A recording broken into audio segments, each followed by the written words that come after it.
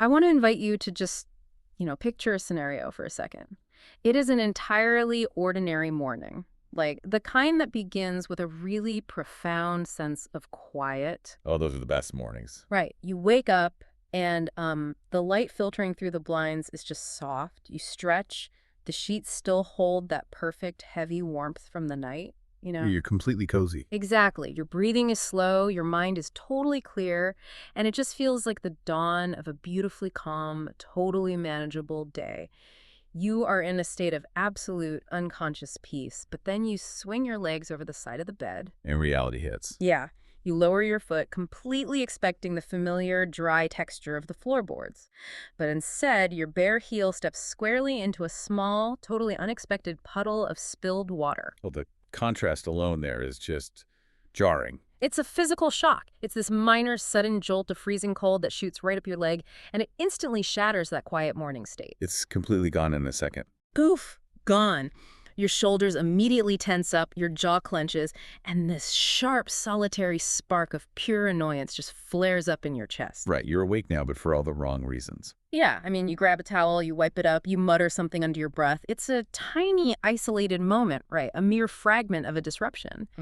But, well, we all know exactly what happens next. That solitary spark definitely does not remain isolated. Never, like never, ever. That single spark of annoyance inexplicably triggers an endless tide of frustration that seemingly infects the entire remainder of your day. It just cascades. It totally cascades. You go to the kitchen to make breakfast, and somehow the toast burns black. It fills the whole room with that bitter smoke. Which just adds to the tension. Exactly. And then you finally leave for work, your heart rate is already slightly elevated, and you find the traffic is entirely gridlocked. I mean, just a completely motionless sea of red brake lights. If you're just gripping the steering wheel. White-knuckling it.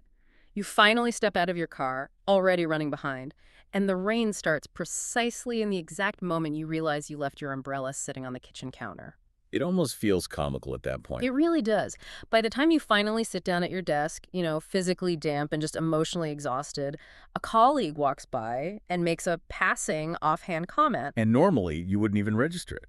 Right. In any other context, you might just completely ignore it. But today, it feels unusually sharp. It feels perfectly calculated to irritate you. We have all lived this exact sequence. Well, I absolutely have. And there's this deeply human confusion, this desperate internal question we all share in these moments. Like, why does one tiny misstep feel like it commands the entire external environment to just conspire against us for the rest of the day? It creates a really profound illusion of persecution. It feels intensely personal, doesn't it? It feels incredibly personal, like the universe is singling you out. Yeah, and when we are caught in that cascade, we look at the sky and wonder what we did to attract this relentless barrage of bad luck. We assume it is just random, malicious chaos or, perhaps some sort of cosmic punishment for a past mistake. We feel like helpless victims of a totally indifferent world. But the underlying reality, and I mean the core mechanism we're bringing to light in this in-depth exploration today, is that this is not random chaos at all. Not in the slightest. Our mission today is to completely dismantle that illusion. We are going fundamentally into the unseen, underlying mechanics of reality that lock us into these frustrating loops. It's so important to unpack this. It really is. We want to reveal how we can fundamentally retune our everyday experience. Because this cascade of bad luck, this spiraling morning we just described, we need to understand that it is entirely mechanical. That is the essential shift in perspective right there. What is so deeply fascinating here is that these cascading days are actually a flawless reflection of a mechanical system at work. A mechanical system, that's a strong way to phrase it. It is, but it's accurate. The environment around us operates as a direct, unyielding mirror to our internal state. It is a system of profound mathematical precision. Wow. Yeah. We are not fragile boats being helplessly tossed around on a random sea of circumstance. We are continuously interacting with a highly responsive, deeply logical mechanism. Okay, I have to pause you there because the concept of the universe acting as a mirror is something we hear constantly in casual conversation, right? Oh, all the time. It has almost become a cliche. People say, you attract what you are, but they rarely explain the actual mechanics behind it. Because it's easier to just use it as a catchphrase. Exactly. But if we are going to claim the environment is a mirror, we really have to establish exactly what it is reflecting. And I feel like this leads us to what seems to be a massive misunderstanding in our modern culture. A huge misunderstanding, A yes. misunderstanding about human energy, psychology, and how our daily reality is actually shaped. The misunderstanding is vast. I mean, Yes. society has placed a massive, completely disproportionate emphasis on the intellect. The conscious mind. Right. We are constantly instructed to manage our conscious thoughts. The prevailing advice is to simply, think positive thoughts, Hmm. to recite rigid mental affirmations. Or to write down those hollow lists of gratitude when we are feeling incredibly stressed. Exactly. But conscious thought, the rational linguistic part of our brain, is merely a secondary player in this mechanism. It's just the tip of the iceberg, isn't it? Barely that. We are told that if we just repeat, I'm having a good day, while sitting in that gridlock traffic we talked about, the day will somehow magically improve. Which it rarely does. Never, because that intellectual effort feels so incredibly weak when your body is like practically vibrating with stress. It feels weak because, mechanically speaking, it is weak. The conscious, rational mind is a thin veneer. It is the newest part of our evolutionary hardware. Oh. But the lion's share of our personal frequency, the actual dense core of our energetic signature that interacts with the environment, that is driven by raw emotion. Raw emotion, not just passing thoughts. No, emotion is the true foundation. Yeah. It is the language the system actually understands. Let's define that clearly, because when we say emotion, I think people often just think of a fleeting mood, like a passing sadness or a momentary burst of laughter. Which is a very surface-level view of it. Right. We need to look at it as a physiological and energetic state. Emotion is energy in perpetual motion. Yes. In the body. Exactly. When you experience that spark of annoyance from the puddle, your nervous system responds. Your heart rate variability changes. Cortisol floods your system. You are generating a continuous physical vibration. And the system feels that vibration. Yeah. And over a passage of time, this vibration compounds. It stacks upon itself until it forms a dominant frequency. And that frequency acts as the exact product code for the reality we experience. That biological grounding is crucial to understand. Emotion is not just some poetic, abstract concept. It is a measurable physical state of being. It has weight. It does. Mhm. If you consider the hierarchy of your own internal frequency, emotion sits entirely at the top. It dictates everything beneath it. So the intellect is basically just trying to catch up. Exactly. The intellect, the conscious thought, it constantly tries to manage and rationalize the reality, but the deep, autonomic emotion is what continuously generates the lens through which you actually experience it. I find it really helpful to visualize this dynamic. Like, imagine yourself as a complex, high-performance vehicle. I like this analogy. Your conscious thoughts, your rational decisions, they are simply the steering wheel. Okay. You can grip that wheel tightly, right? You can wrench it violently toward a signpost that says positive thinking or calm down. But your emotions, your nervous system, your deep-seated feelings, that is the actual engine block sitting under the hood. And it's radiating intense physical heat. Exactly. That engine block is what's actually powering the car.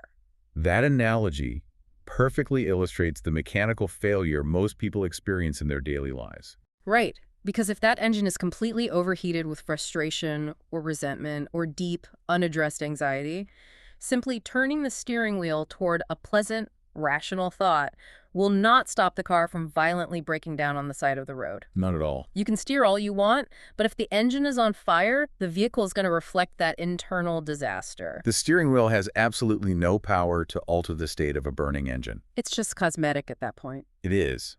And if we connect this to the broader picture of human development, this is precisely why any pursuit of personal growth, any attempt to improve one's life circumstances, is ultimately an exercise in vanity if it lacks the ability to master that emotional gravity. It's just surface-level behavior. Precisely. You can stand in a bathroom mirror every single morning and recite affirmations until your voice goes hoarse. I think we've all tried that at some point. Oh, absolutely. You can tell your reflection that you are confident and capable. But if your chest is tight with panic, if your stomach is tied in knots of unworthiness, if your nervous system is trapped in a state of hypervigilance, you are not broadcasting confidence. You're broadcasting the panic. You are broadcasting panic and unworthiness. The words are irrelevant. The heat of the engine is what the environment actually detects. Wow. If we cannot manage the internal heat of our emotional state, the external environment will always inevitably burn us. Okay, so this brings up a massive question. I understand the biology and the psychology of our internal state. I get the overheated engine concept. Sure. But how does that internal heat jump the gap?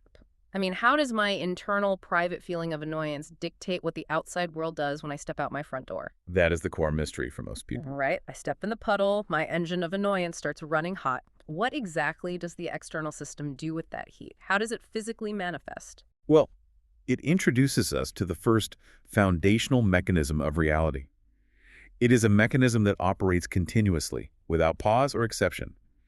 The environment will inevitably magnify however you feel. Magnify. That is a very, very specific word. It is chosen carefully. It implies it doesn't just reflect the emotion back at the same volume. It implies it turns it into a megaphone, like it distorts and expands it. That is the perfect way to describe it. The system uses the everyday, ordinary fabric of life-passing events, mundane circumstances, environmental conditions, and most potently, other human beings, as massive magnifying glasses. Other people are the magnifying glasses. Exactly. It takes your subtle internal vibration, that invisible physiological state, and orchestrates physical external scenarios to amplify it so you are absolutely forced to witness it. I want to push back on this a little bit, or at least, ask for a deeper explanation. Because when you say the system orchestrates scenarios, it sounds a bit like magic. I can see how it sounds that way. It sounds like a wizard is pulling strings behind a velvet curtain to make a stranger bump into me on the street. Can we ground this in how human perception and physical reality actually intertwine? Like, how does the magnification actually mechanically occur? It is entirely grounded in the mechanics of perception and human interaction. Consider the biological filtering system in our own brains. We are constantly bombarded by a vast constellation of sensory data every single second. Just an overwhelming amount of information. Millions of pieces of data. Yeah. If we processed all of it consciously, our minds would simply collapse. So we have a filtering mechanism, a reticular activating system that decides what data is actually allowed into our conscious awareness. Okay, making sense so far. And what determines how that filter is set? Your dominant emotional state. So if my engine is running on the fuel of annoyance... Your filter is actively scanning the environment for evidence that justifies that annoyance. Oh, wow. You will completely ignore the 10 cars that let you merge smoothly in traffic, and you will hyper-focus on the one single car that cuts you off. The system magnifies your internal state by locking your perception onto the exact external events that match your frequency. That makes total sense from a cognitive standpoint. It's confirmation bias on a neurological level. Exactly. But it goes beyond just what we notice, doesn't it? It affects how we physically behave, which in turn alters how others react to us. Let's ground this in a highly specific sensory detail, because I feel like this happens to us constantly without us even realizing it. Go ahead. Let's say you walk into a crowded room. Perhaps it's a large social gathering or like a bustling open plan office. Internally, underneath the professional attire and the forced smile, you feel fundamentally unseen. A very common feeling. You carry this deep, quiet feeling of insignificance. What does the magnification mechanism do with that specific feeling? It creates the physical, undeniable equivalent of your internal emotional state. Exactly. Because you feel insignificant, your posture slightly collapses. Your shoulders round forward. Right. Your eye contact becomes evasive. Your physical presence essentially shrinks. And the environment responds to that physical conductivity. People will physically brush past your shoulder as if you are literally a piece of furniture. Yes. A colleague will look right through you, or they'll talk over you in a meeting as if your voice makes absolutely no sound in the room. You broadcast the frequency of being invisible, and the world obligingly renders you invisible. And we can apply this mechanism to darker, much heavier emotions as well. Like what? Consider a feeling of deep, unspoken guilt. Imagine you harbor a secret shame, perhaps a past mistake you have never truly forgiven yourself for. You carry it silently. It's just sitting there in the background. Always. The system detects that dense, heavy emotional gravity. It registers the tension in your body, the specific chemical signature of your stress, and it begins to pile on circumstances that physically recreate the sensation of dropping stomach. How does that look in a normal daily context? Well, you might receive a slightly vague, completely benign text message from a friend. Just something like, We need to talk. Oh, the worst text to get. Right. But because your filter is tuned to guilt, your mind instantly interprets it as a severe accusation. You assume they found out your secret. Exactly. Or you are in a conversation and the other person drops the subject abruptly just because they are distracted by something else. But you are instantly flooded with the absolute certainty that they have discovered your flaw, that they are silently judging you. That's terrifying. The system provides the perfect mundane stage for your internal guilt to perform on. It magnifies your hidden shame until it feels like a public spectacle. This is where we hit a very challenging wall, I think. This is where the concept gets deeply confronting for a lot of people. It is not an easy truth to swallow. If I'm being totally honest, this mechanism sounds almost punishing. If the world is constantly reflecting my worst fears, if people are stepping on my toes and ignoring my voice, are you saying it is because I am secretly mocking and ignoring myself within? Am I to blame for the hostility of the environment? I completely understand the friction in that question. It is a heavy realization. But the answer requires a profound, fundamental shift in perspective, moving away from human concepts of blame. Okay, help me shift it. Yes, the world is reflecting your internal state. But we must understand a core law here. The environment cannot do anything to you that you have not already done to yourself internally. But it feels so incredibly unfair. It feels unfair because we insist on viewing the mechanics of reality through the lens of human morality. Right. We want justice. We are deeply conditioned to think in terms of fairness, of right and wrong, of reward and punishment. We want the universe to be a stern but loving parent who gives us a break when we've had a really hard day. We just want a little grace. But the universe, the grand mechanical system of reality, does not adhere to human concepts of morality. It does not judge. It does not punish. It simply reflects and amplifies. So it is entirely, ruthlessly neutral. It is as neutral as the foundational forces of nature. Think of it like electricity. Okay, electricity. Electricity is a neutral, immensely powerful force. It does not possess a moral compass. It does not pause to evaluate the character of the person holding the wire. It doesn't care if you're having a bad day. It does not care if you are a kind philanthropist working to save the world or a cruel individual acting with malice. It simply flows according to the strict, unyielding laws of conductivity. That is a brilliant analogy. If you respect the laws of electricity, if you build the proper circuits and handle it with understanding, it illuminates a vast cityscape. It powers hospitals and homes. And if you don't? If you handle it with ignorance, if you grab a live wire while standing in a puddle of water, it will strike you with lethal force. It is not punishing you for stepping in the puddle. It is simply fulfilling its nature. Wow. The universe responds to our emotional conductivity in the exact same, completely impartial way. You provide the emotional current, and the reality system simply flows through the path you have built. That is staggering to truly internalize. Like, we are the ones continuously establishing the conductivity. Every single moment. We are setting the emotional current through our autonomic responses, our unresolved traumas, our daily habitual frustrations. And the external environment is just the electricity illuminating the path we built. That's exactly it. But this raises a massive, purely logical question for me. Why?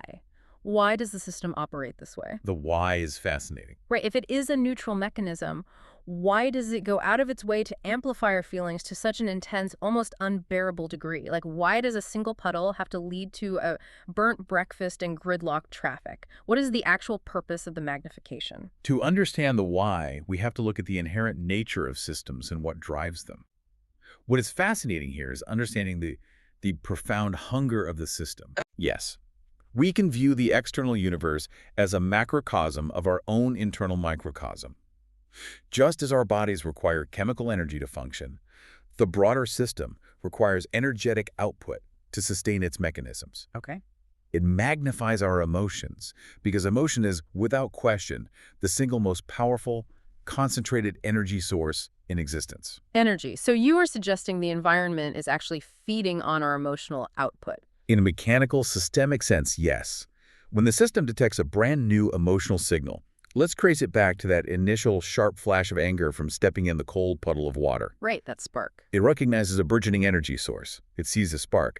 As you hold on to that anger while walking to the kitchen, as the physical momentum of that feeling begins to build in your chest, as your breathing shallows and your cortisol spikes, the system takes notice of the escalating current. It sees the engine revving up. Precisely.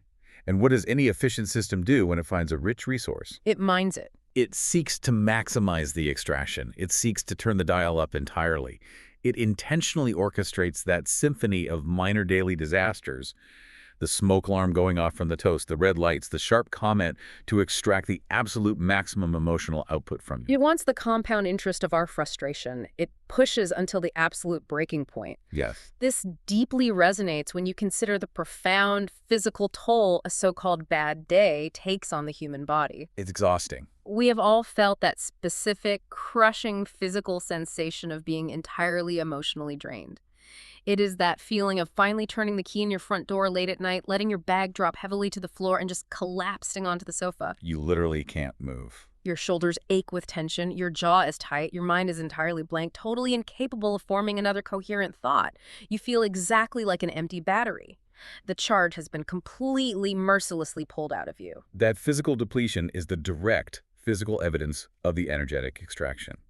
You've spent the entire day bleeding heavy emotional energy into the environment. It's wild to think about it as an extraction. But it is absolutely vital to understand that this extraction is not malicious. Well, it certainly feels malicious when you're lying on the sofa with a migraine. Of course it does, because we are experiencing the intense friction of it. Yeah. But we must strip away the anthropomorphism. It is not an evil entity plotting your downfall or, actively enjoying your suffering. It's just a mechanism. Look at the natural world. Just as a broad green plant, naturally, completely thoughtlessly turns its leaves toward the sun to feed on the light through photosynthesis, this reality system naturally leans toward the intense, energetic compound interest of our emotions. It's just feeding. It pushes us toward a breaking point, simply to collect the boundless energy of our reactions. It is merely a system achieving its own sustenance, following the path of greatest energetic yield. Okay, so let's follow this logic. We are the battery. The system has turned the dial all the way up. It's orchestrated the traffic jam, the burnt toast, the rude coworker, and it successfully drained our emotional reserves until we collapse on the sofa. The extraction is complete. Right. Once it has extracted that energy, what happens next? Does it just let us go? Do we wake up the next morning reset to zero with the totally clean slate? Unfortunately, no. And this brings us to the second deeply critical mechanism of the environment. A mechanism that explained why human suffering and frustration can be so incredibly prolonged. Okay, brace me for this. Once the system has magnified an emotional state to its absolute peak, it then engages its secondary function. It seeks to actively maintain it. Maintain. So it extracts the energy and then it locks the door behind us so we can't leave the room. That is a very accurate, if slightly terrifying way to visualize it.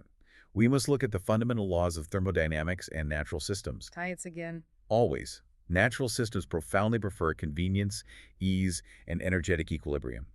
Change, volatility, and shifting from one state to another requires immense force and massive energy expenditure. Right, change is hard. Stasis, on the other hand, requires almost nothing. It is the absolute path of least resistance. So once an energetic pattern has been fully established and stabilized, the system wants to keep it there because it's just efficient. Exactly. The system finds it infinitely easier, mechanically speaking, to simply keep you locked in that exact same loop.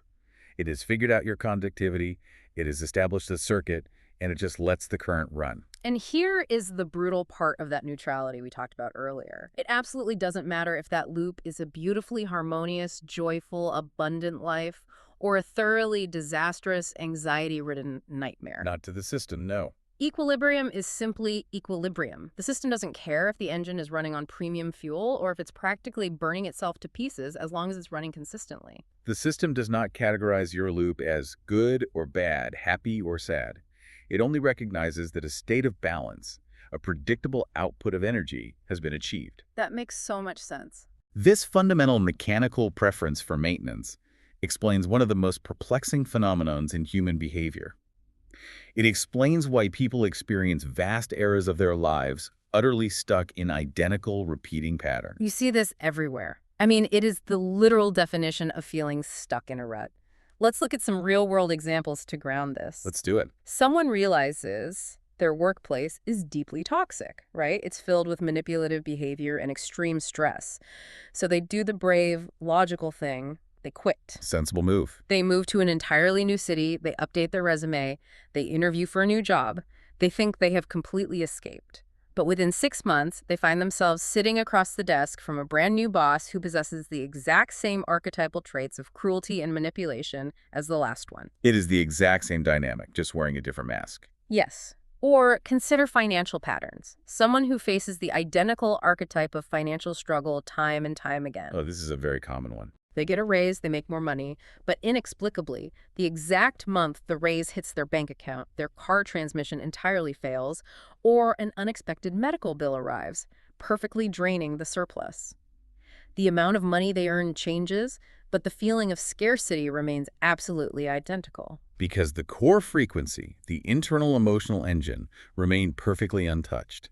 The faces change, the geography changes, the superficial details of the plot shift, but the energetic output is exactly the same. The system just swapped out the props. Exactly. The environment achieved equilibrium in that particular frequency of struggle or lack or disrespect, and it is simply effortlessly maintaining the loop.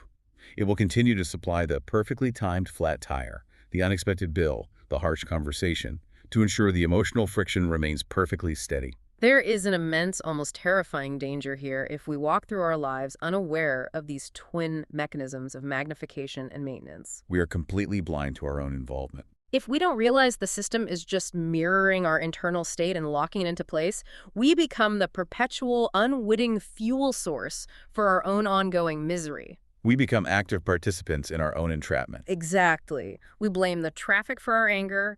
We blame the toxic boss for our anxiety. We blame the unexpected rain for our frustration. We are entirely unaware that the environment is merely holding the notes of the chord. We are the ones who originally struck the keys. Yes, and the tragic part is, every time we react with that same familiar anger to the new boss or the new traffic jam, we are striking the keys again. We are refreshing the loop. We provide the perpetual motion, we keep the engine running at a dangerous temperature, and then we sit in the driver's seat and complain that the car is overheating.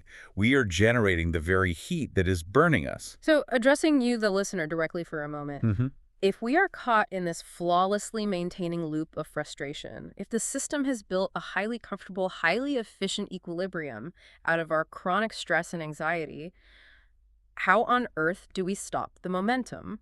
That is the ultimate question. If the system has the entire weight of physical reality keeping the loop spinning, how do we break a cycle that feels so incredibly dense and real? To answer that, we have to dismantle perhaps the single most pervasive misconception regarding personal growth, therapy, and habit change. Okay, what's the misconception? When people realize they are stuck in a loop, their immediate, deeply ingrained instinct is to use brute force. Right, the cultural narrative of the grind. Yes. The idea that if I just fight my reality hard enough, if I battle my own mind with enough rigid discipline, the reality will eventually surrender and change? Yes. They believe that to break a dense, heavy behavioral cycle, you must wage a prolonged war of attrition against your own psyche. It sounds exhausting just talking about it. It is. You stand in front of a mirror, your jaw tight, your shoulders tense, and you repeat hollow words of triumph. You mechanically force a pen across a journal every single morning, writing down rigid statements of gratitude. While underneath the ink, your heart feels entirely cold, cynical, and just exhausted. Precisely. You attempt to exhaust the negative loop through sheer repetition of positive vocabulary. And it is so deeply exhausting. Anyone who has ever tried to affirmation their way out of a deep depression or severe anxiety knows exactly what I am talking about. It feels like you are violently lying to yourself. Because you are. Because the subconscious mind, which is really the dark, fertile soil where the roots of our reality actually grow, it doesn't care about our vocabulary, does it? It doesn't process language the way our conscious intellectual brain does. Not in the slightest. The subconscious mind is entirely deaf to intellectual rationalization. It does not understand hollow words or logical arguments. It doesn't speak English. Right. Its only true language, the only currency it accepts to fund a genuine change in reality, is intense visceral emotion. This is exactly why you can't logic your way out of a phobia. Exactly. And this is why brute force repetition of words is so utterly ineffective. Let's Yeah. look at how the subconscious actually learns. A solitary spark of profound trauma, a car accident, a sudden loss, a moment of intense terror that can permanently alter a person's entire neurological paradigm in a fraction of a second. In a heartbeat. It doesn't take 10,000 repetitions of trauma to create a phobia. It takes one massive emotional impact. That's true. Conversely, a solitary moment of extreme overwhelming joy, a profound realization of love or safety, can permanently shatter a cycle of despair far faster than an endless tide of empty, robotic journaling. The system responds to the intensity of the charge, not the duration of the repetition. So, trying to think our way out of an emotional loop, trying to use logic, forced smiles, and rigid affirmations to stop the massive spinning momentum of a deep feeling is essentially like trying to empty an entire turbulent, raging ocean with a small silver teaspoon. It is an exercise in utter futility. It leads only to burnout and a deeper sense of failure. Breaking the loop is not about reprogramming the mind through exhaustion. It is entirely about the principle of displacement. Displacement, let's explore that physically. It's like Archimedes in the bathtub, right? Yes, perfect analogy. If you have a glass entirely full of dark, murky water, you don't empty it by yelling at the water. You drop a massive heavy stone into the glass, and the force of that stone violently displaces the water, causing it to spill over the edges until the glass holds something completely new. That is the exact physics of emotional change. You must generate a new emotional charge that is so incredibly powerful, so densely packed with radiant, undeniable feeling that it naturally, effortlessly displaces the heavy, negative emotional anchor keeping you locked in the loop. So you don't fight the old feeling. No, you do not wage war against the old emotion. Fighting it only gives it more energetic focus. You introduce a new emotion with such massive gravitational pull that the old one simply loses its hold on your nervous system. Okay, I love the theory of this stone in the water, but this raises the ultimate, incredibly practical, boots on the ground question. I know exactly what you're going to ask. How do we actually do that? How do we generate a massive, radiant, undeniable emotional charge for a beautiful, peaceful, abundant reality when our current physical, undeniable reality is actively currently feeding us immense stress? It's the ultimate catch-22. It really is. If I'm standing in the freezing rain, late for a job I hate, with a burnt piece of toast in my hand and a negative bank balance, how do I genuinely generate the intense emotional charge of absolute victory and peace? I mean, I can't just pretend it isn't raining. You are hitting on the greatest friction point of the entire human experience. And the answer brings us to the final and undoubtedly the most crucial key to reshaping the loop. Okay, I'm ready. It is a concept that goes entirely against our natural biological instincts. To change the external mirror, we must learn to experience the desired reality within ourselves so deeply, so intensely, and with such absolute familiarity that we no longer desperately crave it in the outside world. Wait, I need you to unpack that slowly. If I want financial security or a loving relationship or health, I shouldn't desire it. That feels like a complete paradox. Desire is what motivates us to act in the first place. It is a paradox to the rational mind, yes, but it makes perfect mechanical sense. It is the art of normalization. Let's ground this in a highly relatable sensory example to explain the difference between desiring a reality and occupying a reality. I need an example, yeah. Imagine you are walking down the street and you see a pair of beautifully crafted shoes sitting behind the thick, polished glass of a high-end shop window. I know this feeling very well. When you stand on the pavement looking through the glass at those shoes, there's an intense, almost desperate longing. You imagine the soft leather. You imagine how wearing them will physically change your posture, how they will perfectly complete an outfit, how they will make you feel walking into a room. They represent a whole new version of you. Exactly. They represent an elevated, better version of yourself. You crave them. Yes, and there is a very specific, almost painful tension in that desire. It is a feeling of reaching for something just out of grasp. It is a fundamental feeling of lack. Precisely. The tension is the key. The longing itself, the desperate yearning, is absolute, undeniable proof of absence.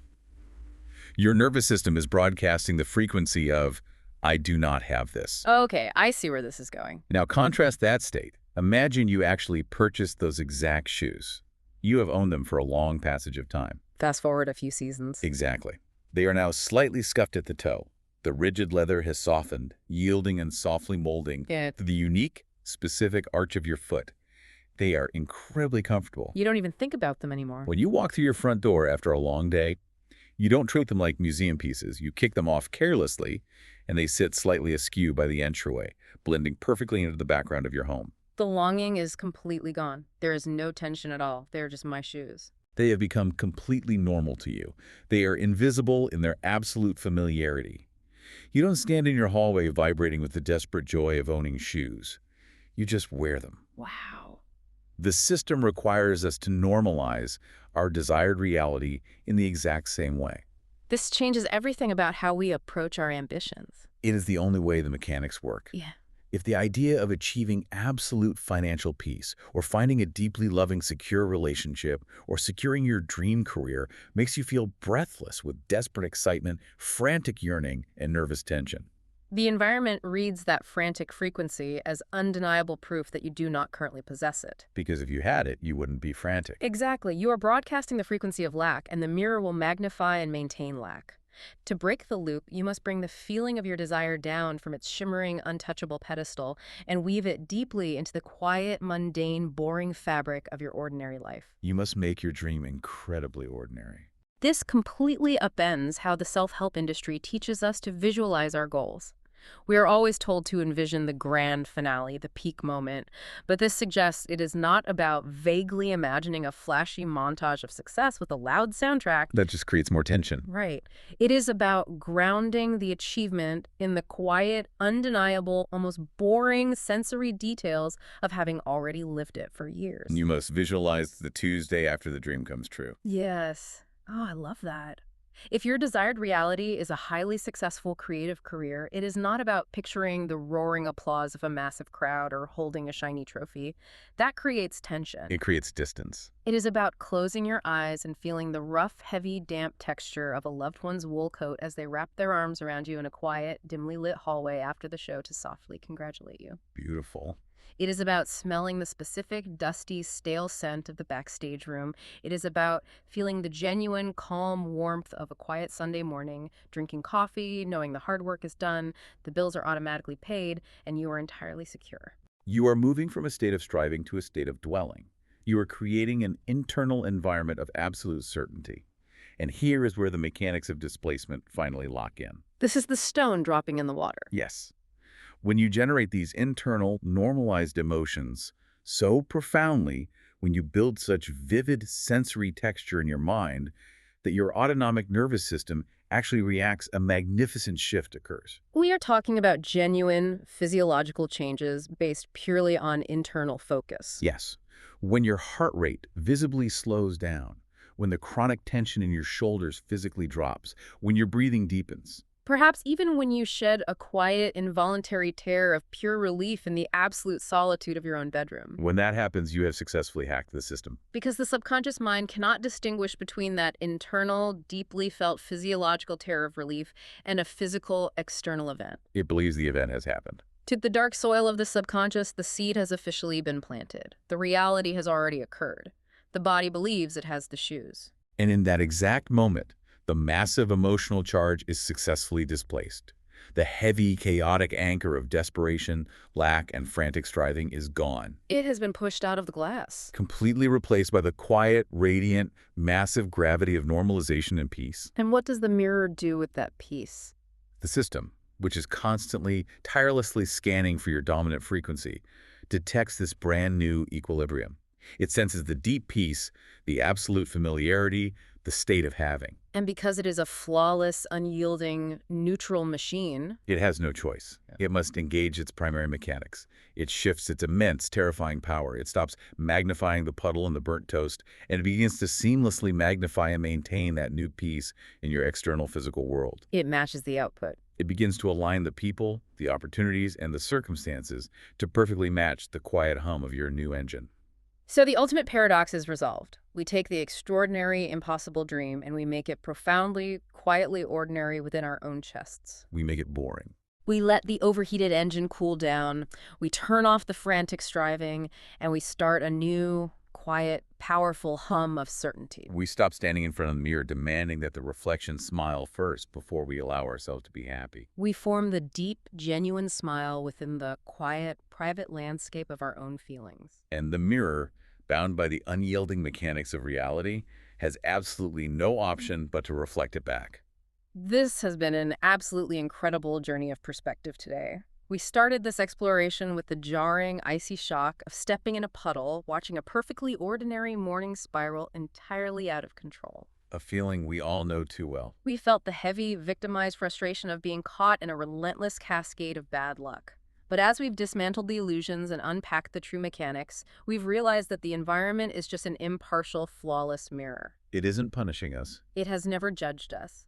It is simply magnifying and maintaining the emotional engines we leave running unattended.